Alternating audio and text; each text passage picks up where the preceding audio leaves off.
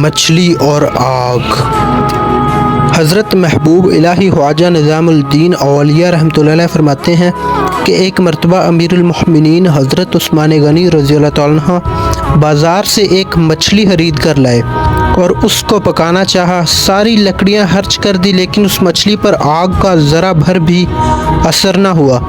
آخر کار آپ رضی اللہ تعالیٰ عنہ اس مچھلی کو حضور اکرم صلی اللہ علیہ وسلم کی خدمت اقدس میں لے کر آئے اور سارا واقعہ بیان کیا۔ آپ صلی اللہ علیہ وسلم نے مچھلی سے پوچھا کہ تجھ پر آگ کا اثر کیوں نہیں ہوتا؟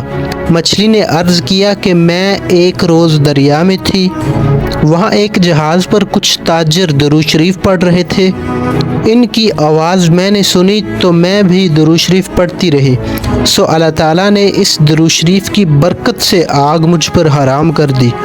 پھر حضرت خواجہ محبوب الہی رحمۃ اللہ علیہ رونے لگے اور فرمایا اے پروردگار دو عالم، جس نے ایک بار درود شریف پڑھا اس پر آگ حرام ہو گئی۔ تو جو شخص صبح سے شام تک حضور اکرم صلی اللہ علیہ وسلم کی محبت میں مشغول رہتا ہے، امید ہے کہ اس سے تو کوئی آگ بھی نہیں جلا سکے گی۔